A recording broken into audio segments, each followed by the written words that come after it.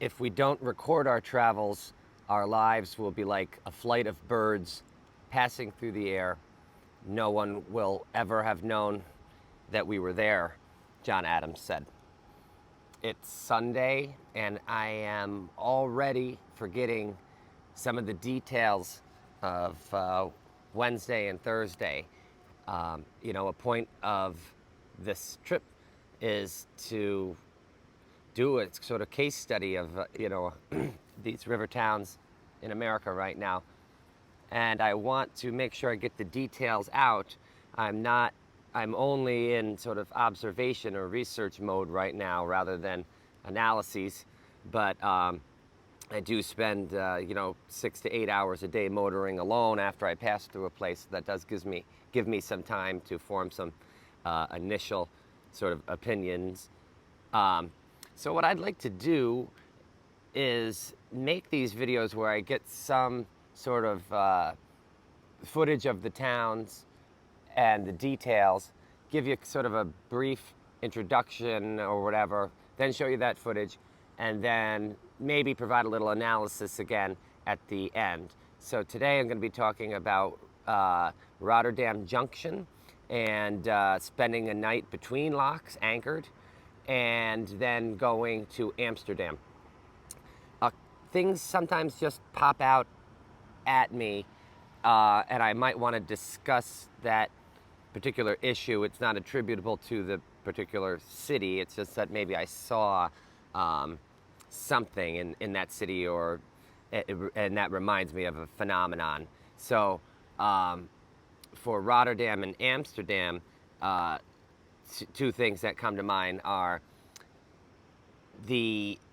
how a person gets to and from the river, and the effect that has sort of on the river's utility for commerce in that town, and the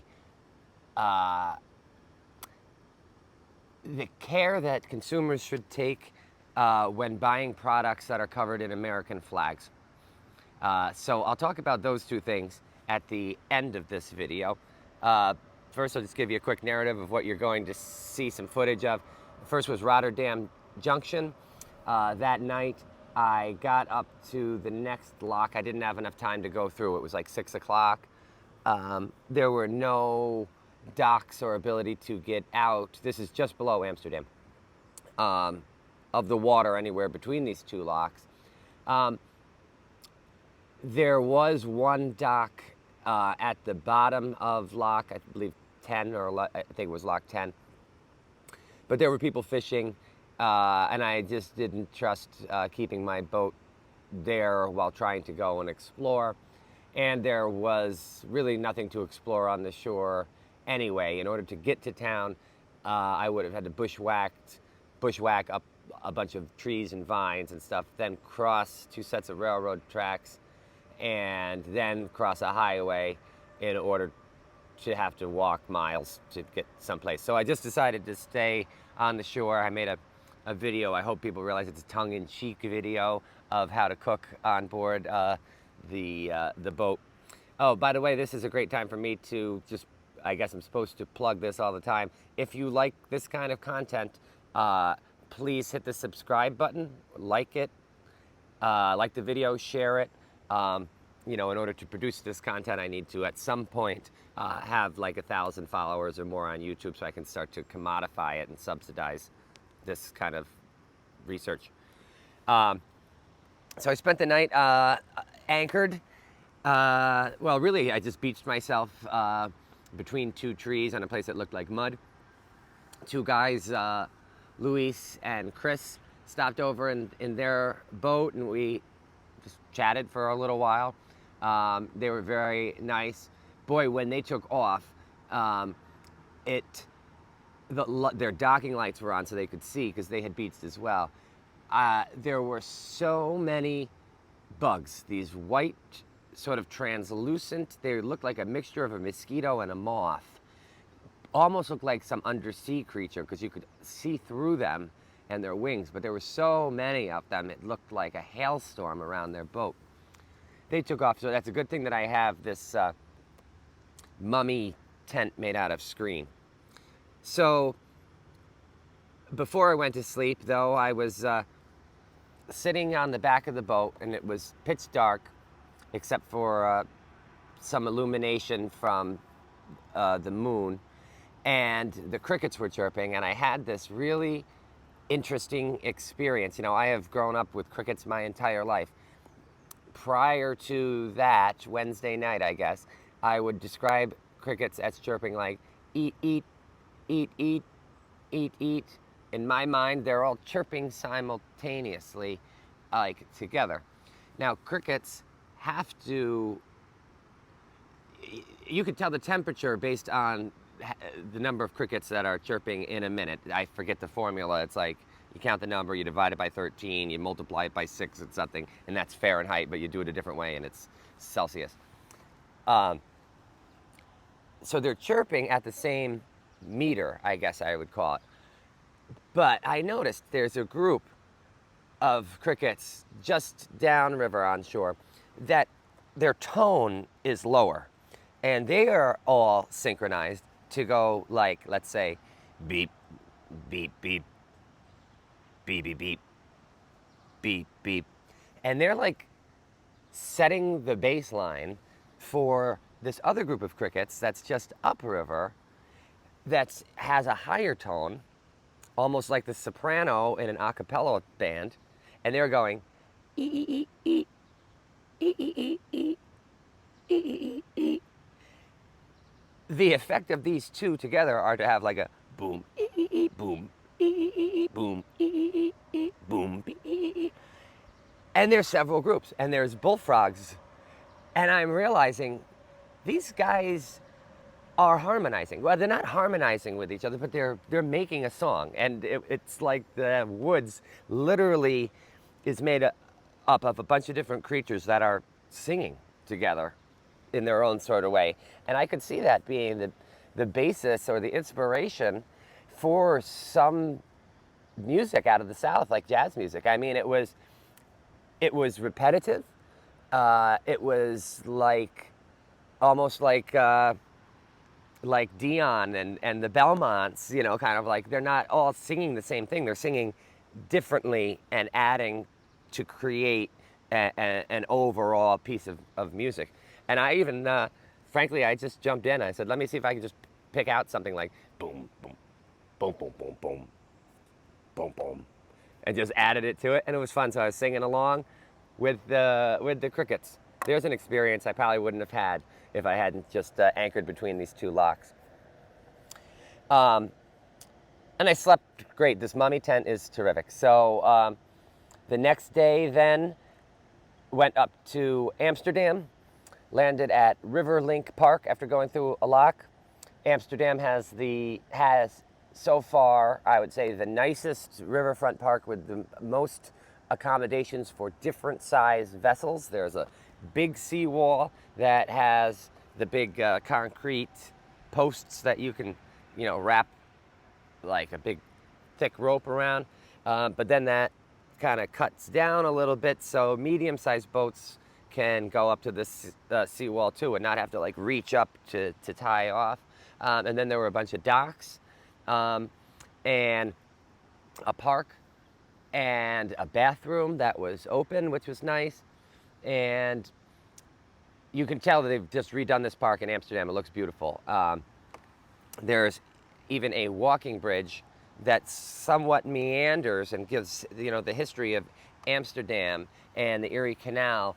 And you walk over to the South Side neighborhood where I had lunch at the only place that was open at the time, which was Shorty's.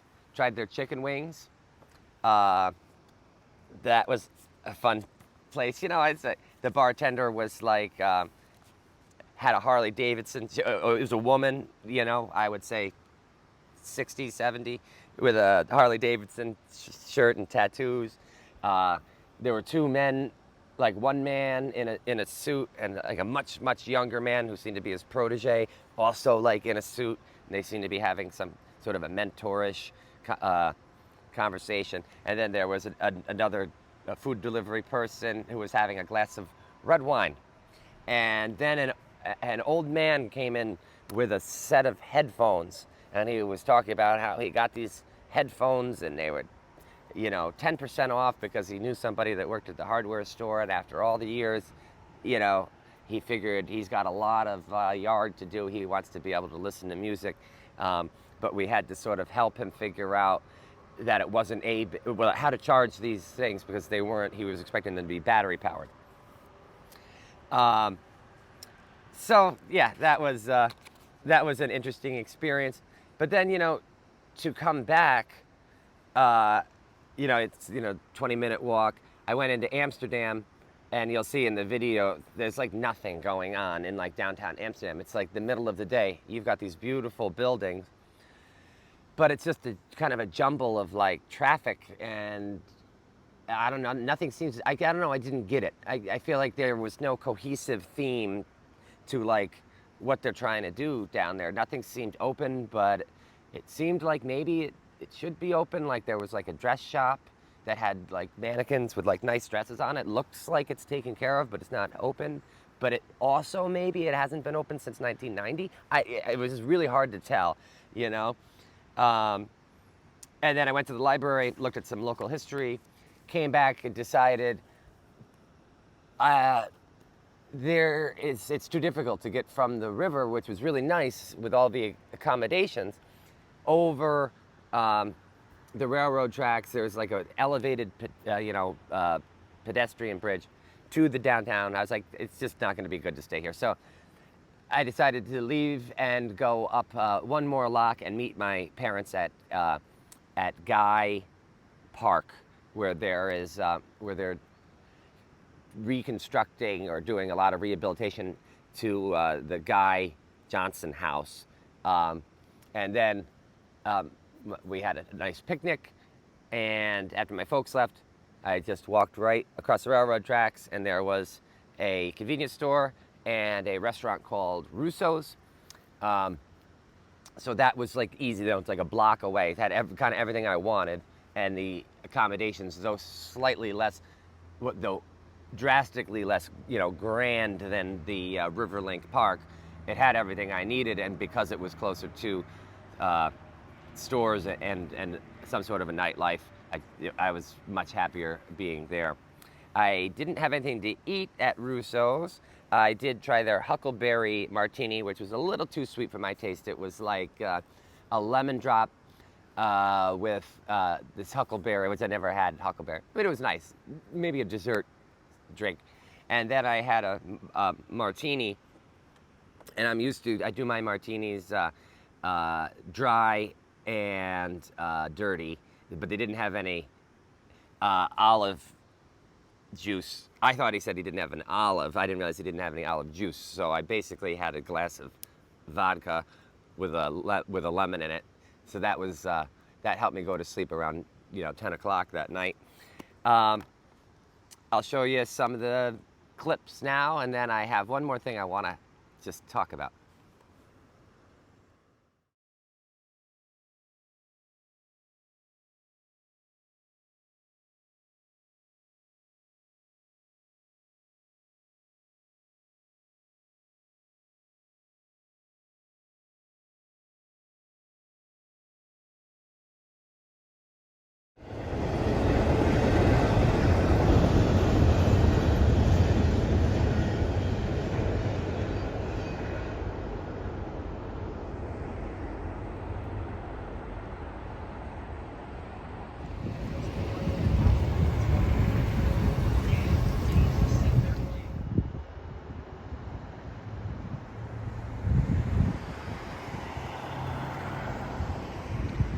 Main Street of Amsterdam is a little bit more what I was imagining.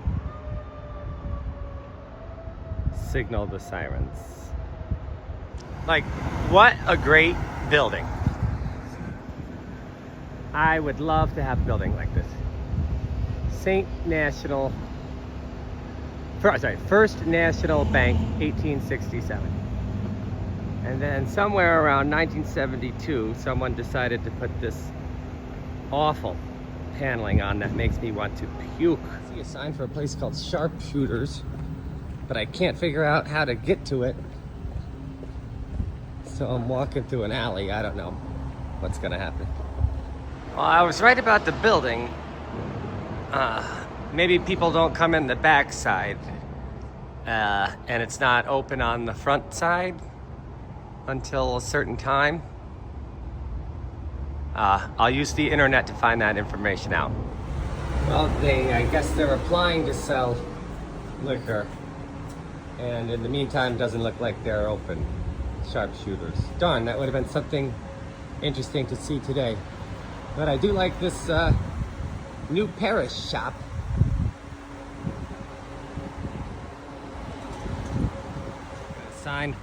Got a sign for a brewery that leads to a brewery that's not open on a hot as hell day. I feel like a rat that gets led into one of those traps and it can't go back in the other direction. Let's see what the Amsterdam Riverfront Center has to offer. It's gonna be like a museum, but it's more like a concourse. Got some dental care services.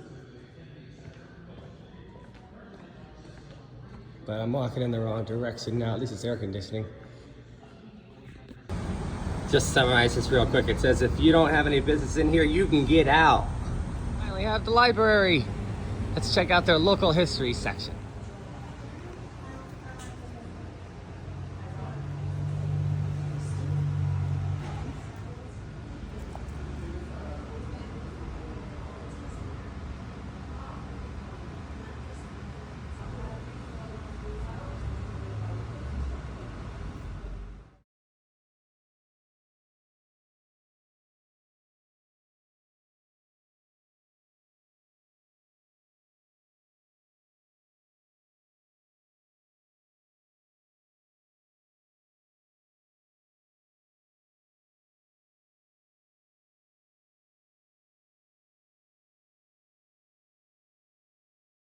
So see if you can pick up what I feel like is the problem here with this riverfront, is that you have to go through all this industry in order to even, in the middle of like a plaza, and I guess that's your parking, and then go through this chain link fence that looks like you are going into a construction zone.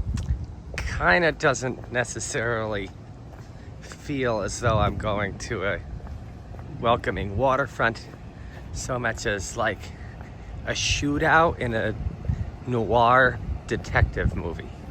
And we've got perhaps a actually open office and a ramp. Keep going now, we're over a parking lot, I guess. And over here, there we go. Oh, that's the top of the Riverfront Center. Don't get confused with that being something welcoming to people. All right, now we're on a catwalk. And I gotta say, I am grateful for this catwalk. Having spent the night on the river last night with no ability to get over the railroad tracks and the highway into any sort of civilization, I appreciate that this is here.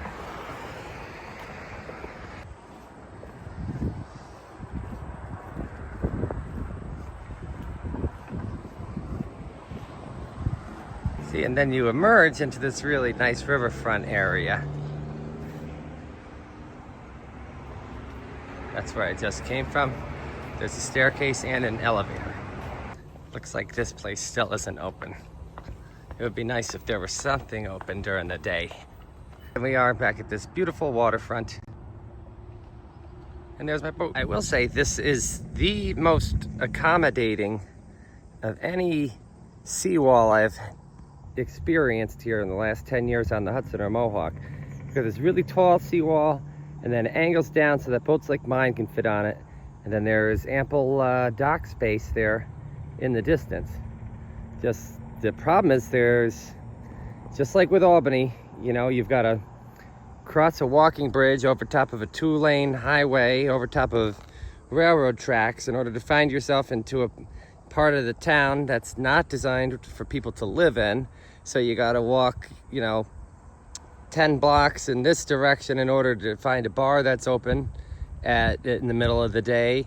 but then you got to recross the bridge that you were at before that in order to find a convenience store. And I was able to find a liquor store, but I wanted just something cold to drink. And so I ended up with this Sunny D vodka seltzer, which would be probably my 19th choice. But it was the only thing that was cold and in the refrigerator. I didn't want to get an entire bottle of champagne. I just wanted something to wet my palate while I'm waiting for my folks to come up this afternoon. And we'll do a little repairs on the boat.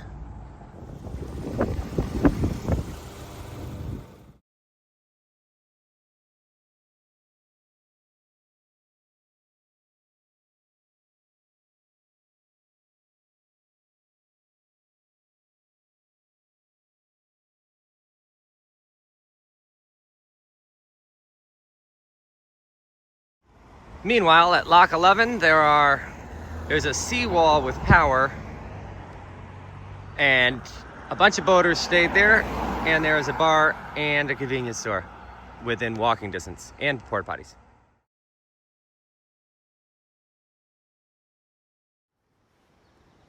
So I already talked about, I guess the reason why I chose to leave Riverlink Park is just because it's so disconnected from these cities, from anything that would be an amenity. I feel like they created this park that is nice for transient boaters, but there's no communication. That you need a means of communication between the town and the boaters if you want to get some commerce again from the riverfront. I feel like maybe it's a mistake to make these areas too self-sustained so that a person, has everything they need and then they don't walk into the town. So then, you know what I mean? As a transient boater myself, I would say the main thing that makes me want to stop is A, a dock, 2, a bathroom, and 3, proximity to like a Stewart's or a grocery store. It doesn't have to be Whole Foods. I just want to be able to get some ice and water and a cup of coffee. So I don't know. There's signs off the thruway that have, what the amenities are and gas and all that kind of stuff. Maybe towns could do that, put up a sign so boaters know, like, hey, there's a store that you can just walk, 3/4 of a mile or something in, and also a restaurant and X, Y, and Z. Because you can't really tell that necessarily from the river because a lot of your line of sight is blocked. And I guess you could bring it up on your phone. Excuse me. It's it's getting cold at night and warmer in the day. And that's when my allergies begin to kick in. Everything's covered in dew in the morning when I wake up, so much that it looks like it rained, although it didn't. So I can't leave my books out, etc. Anyway, the only other thing I wanted to touch on, I noticed when I was getting out the rations that my uncle or cousin had given me, that it was called like For Patriots, we believe in self-sustain, freedom, etc. And I think I saw the same company that sells like basically the same kind of setup as I have on my boat, like a solar panel and a lithium battery, kind of marketed towards like when the next Civil War comes or whatever. The thing is, there's like, it's all wrapped up in this like American flags and stuff. There's a picture when I was in the porta potty in Amsterdam of this drink, which I had never heard of before, Big Sips. 16% alcohol in a red carton with an eagle on it and literally, apostrophe America. And which then to me seems like a parody of patriotism. Yeah, why? Like, who calls it America? Like, it's become just like a badge of like redneckism and ignorance or something. I don't know. And so that seems like they're kind of almost like making fun of it being a parody of itself. But then at the bottom, there's like a flag that says Folds of Honor. And it seems to me like, well, maybe that they are actually trying to appeal to people's sense of patriotism. So it's very confusing. But I think the point is any company can just throw on an American flag or Uncle Sam or Stars and Stripes, and then it doesn't make their product any better. Okay? Like, yes, I, it, the stroganoff that I had was good, but I don't see that it was any more likely to survive a war than a whole bunch of Lipton noodles that cost 99 cents, right? I don't know why anybody would buy, big sips. I assume it's because of the 16% alcohol, but I guess maybe they might reach for the one that's covered in the American flags or something, because they feel like they're supporting America, but it's not like that money's gonna. I didn't see anything. I was looking at this carton. I'm like, does money go to veterans? No, it's just a private company. So I just want to point out, as I'm looking around here, I see a lot of advertising. We are constantly assaulted with advertising in this country. And there's a lot of, I would say, marketing to certain groups through the shared iconography of the American flag and Uncle Sam and an eagle. And I just hate that it becomes commercialized. And I just feel like people should beware. They're not getting any better product or doing any sort of service because a private corporation slaps America on their carton. In fact, I would say avoid those products. Because let's just make patriotism about patriotism, not commercialization. Anyhow, that's my 2 cents on that. I don't want to get too political. Like I said, I'm just observing. But we all live in this country. We all have an American flag. Keep it off big sips. Anyway, if you like these videos, don't forget to like and subscribe and share and do all that stuff. Give it to your cousin. Give it to your mother. I also wanted to just mention that a boater gave me a copy of a guide to the Ten-Tom, which is a canal that basically bypasses the Mississippi and goes from the Ohio down to the Gulf of Mexico. Everyone seems to be recommending that I take that canal instead of go through the Mississippi.